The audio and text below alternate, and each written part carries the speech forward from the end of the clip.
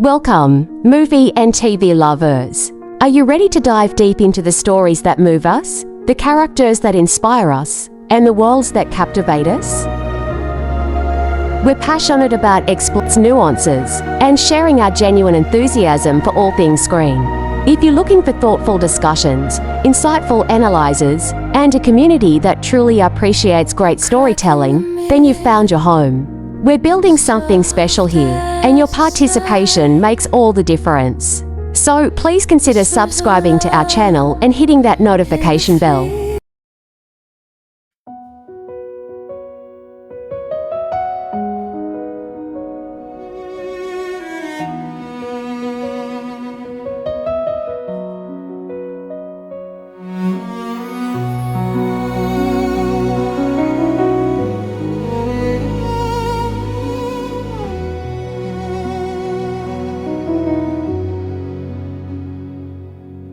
The morning hum so soft, so low. A tender glow begins to show. Your smile whispers what I know.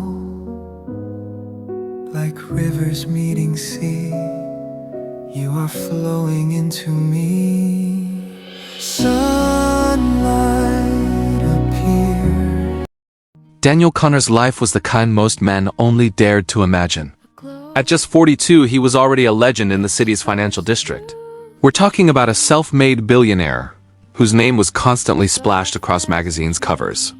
The kind of guy whose suits were personally tailored in Milan and whose skyline apartment overlooked a city that shimmered like a kingdom he had single-handedly conquered.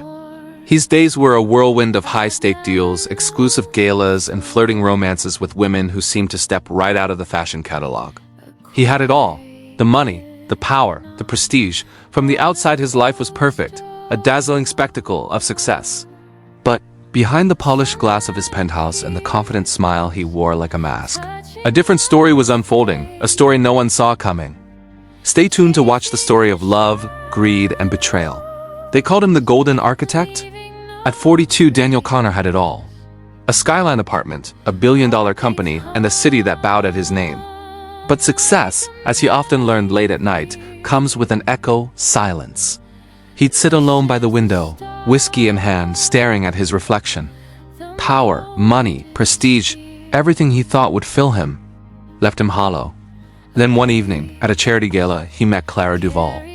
She wasn't like the others. No gold-digger smiles, no forced charm. Just grace, quiet confidence, and an emerald dress that shimmered under the lights. When she laughed, Daniel swore it sounded like something breaking open inside him, like a lock he didn't know he still carried. They met again and again. She wasn't impressed by his wealth. When he offered to buy her a car, she smiled and said, "I'd rather you walk me home." And for the first time in years, he did. A year later, they married in the countryside. No cameras, no crowds. Just two people who believed love was enough. And for a while it was. She filled his home with laughter, color, and warmth. His life, once mechanical, began to feel human again. He'd found what money could never buy: peace. It started small.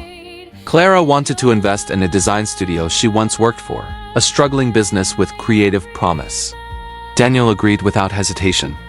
Then she wanted to start a foundation in her name, something about emotional wellness for the underprivileged. Noble, inspiring, expensive. The money flowed out faster than it came in. His CFO, Martin Hellman, warned him something didn't add up. But Daniel trusted her. After all, love wasn't a balance sheet. Then one day, Martin walked into his office holding a folder. "You need to see this," he said.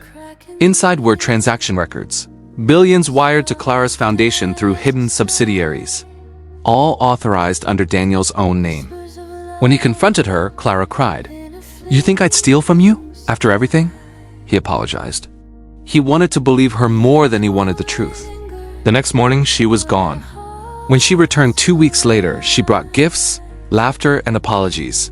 Daniel forgave her, but somewhere deep down, he knew something had already broken. Months passed, and the empire began to crumble. Deals collapsed, investors fled, and whispers spread. Connor is losing his touch. The press that once praised him now called him reckless, unstable, desperate. And through it all, Clara stayed calm, smiling, supportive. Until one night, Daniel woke to find her standing by the balcony, staring at the city. "Do you ever regret it?" she asked. "Regret what?" "All this, the money, the chase, the pretending. It gave us everything," he said. "No, Daniel," she whispered. "It gave you everything. I just borrowed a little of your light." The next morning, she was gone again. This time, for good. When Martin called, his voice was grim. "Daniel, she's taken everything. Half your assets, offshore, and her lawyers just filed for divorce." He came home to an empty apartment. Her clothes gone. Her perfume fading from the air. On the counter, a single letter. "You once told me everything in life is a transaction. I only learned from the best.